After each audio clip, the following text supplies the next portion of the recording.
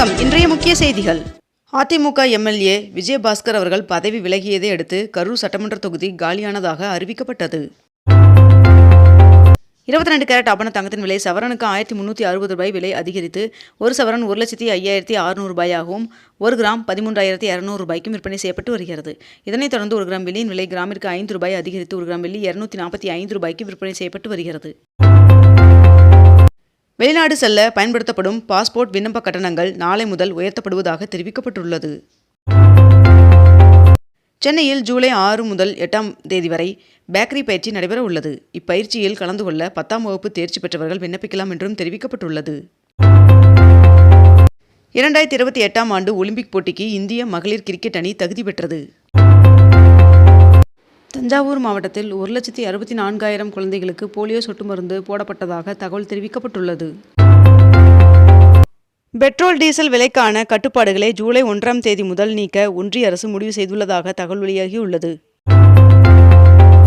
தமிழகத்தில் அதிகபட்சமாக கடலூர் வேலூரில் 102 டிகிரி ஃபாரன்ஹீட் வெயிலும், திருத்தணி 101 டிகிரி ஃபாரன்ஹீட் வெயிலும், மீனம்பாக்கம், நாகை, நுங்கம்பாக்கம், பரங்கிப்பேட்டையில் 100 டிகிரி வெயிலும் பதிவாகியுள்ளது. மக்களுக்கு அடிப்படை வசதிகள் ஏற்படுத்தி தருவதில் முக்கிய கவனம் செலுத்த வேண்டும் என்று முதலமைச்சர் விஜய் அவர்கள் அதிகாரிகளுக்கு அறிவுறுத்தியுள்ளார். மாவட்ட ஆட்சித்தலைவர்கள், காவல்துறை அலுவலர்கள் மாநாடு நேற்று காலை தலைமைச் செயலகத்தில் முதலமைச்சர் விஜய் அவர்களின் தலைமையில் நடைபெற்றது. 2026-27ஆம் ஆண்டு பணியிட மாறுதலுக்கான பொது கலந்தாய்வில் பங்கேற்க ஆசிரியர்கள் விண்ணப்பிக்கலாம் என்று தெரிவிக்கப்பட்டுள்ளது. டிஎன்பிஎஸ்சி குரூப் 2, 2A முதன்மை தேர்வு முடிவுகள் வெளியானது. கோவையில் ஆவின் பால் மாதாந்திர அட்டைதாரர்களுக்கு வழங்கப்பட்டு வந்த 2 ரூபாய் தள்ளுபடி ரத்து செய்யப்பட்டது.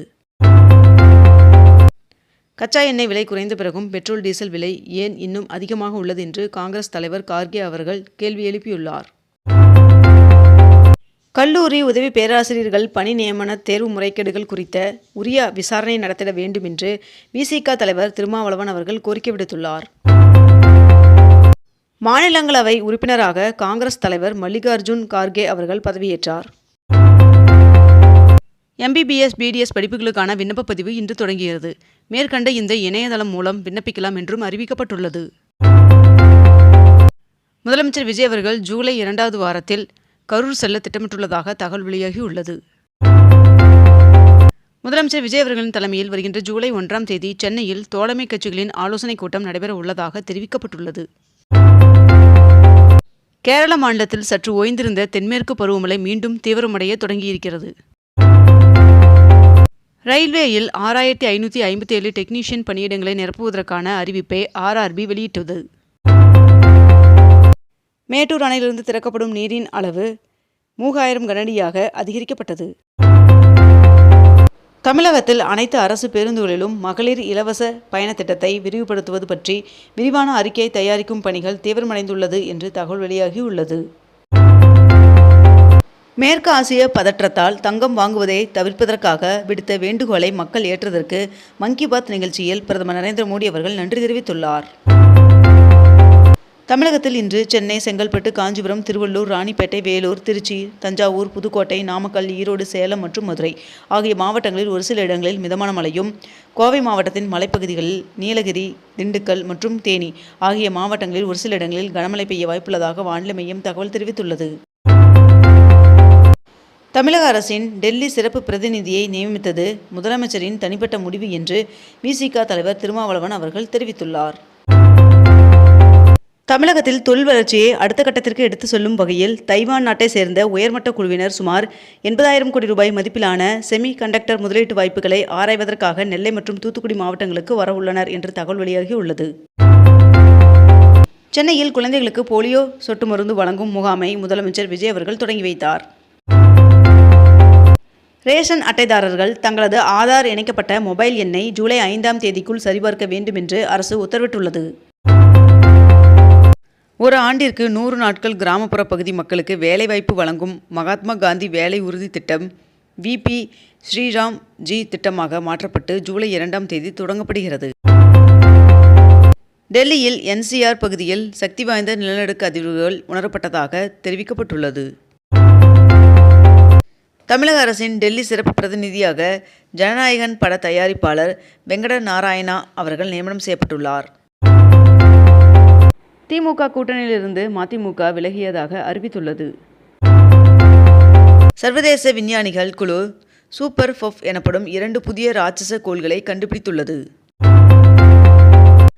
கடந்த 5 ஆண்டுகளில் எழுந்த பல்வேறு ஊழல் குற்றச்சாட்டுகள் மீது தமிழக அரசு முழுமையான விசாரணை நடத்த வேண்டும் என்று அண்ணாமலை அவர்கள் வலியுறுத்தியுள்ளார். தூத்துக்குடி ஓடக்கரையில் உள்ள புதிய பேருந்து நிறுத்தத்தில் அனைத்து அரசு மற்றும் தனியார் பேருந்துகளும் நின்று செல்ல வேண்டும் என்று அமைச்சர் ஸ்ரீநாத் அவர்கள் உத்தரவிட்டுள்ளார். வெனிசுலாவில் ஏற்பட்ட 2 சக்தி வாய்ந்த நிலநடுக்கங்களால் உயிரிழந்தவர்களின் எண்ணிக்கை 920ஆக அதிகரித்துள்ளது. நாடு முழுவதும் ஓராண்டாக தேர்தல் ஆணையம் மேற்கொண்ட சிறப்பு தீவிர திருத்தப் பணியில் வாக்காளர் பட்டியலில் இருந்து சுமார் 6 கோடி பெயர்கள் நீக்கப்பட்டுள்ளது என்று தெரிவிக்கப்பட்டுள்ளது.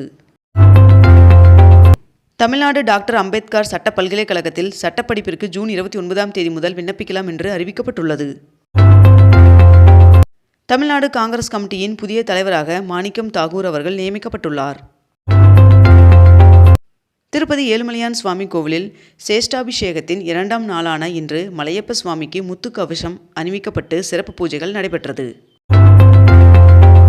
16வது இந்தியா ஜப்பான் வருடாந்திர உச்சி மாநாட்டில் பங்கேற்பதற்காக ஜப்பான் பிரதமர் வருகின்ற ஜூலை 1ஆம் தேதி இந்தியா வருகிறார் என்று தகவல் வெளியாகியுள்ளது. நடப்பு கல்வியாண்டில் தமிழக அரசு பள்ளிகளில் இதுவரை 3,37,469 மாணவர்கள் சேர்ந்துள்ளனர் என்று தகவல் வெளியாகியுள்ளது. 3 நாள் அரசுமுறை பயணமாக சீசெல்ஸ் நாட்டிற்கு பிரதமர் நரேந்திர மோடி அவர்கள் புறப்பட்டு சென்றுள்ளார்.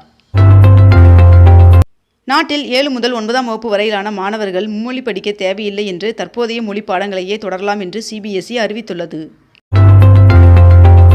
இந்தியாவில் உள்ள ஃபாக்ஸ்கான் நிறுவனத்தின் 35 கோடி ரூபாய் பங்குகளை சிங்கப்பூர் ஃபாக்ஸ்கான் நிறுவனம் வாங்கியதாக தகவல் வெளியாகியுள்ளது.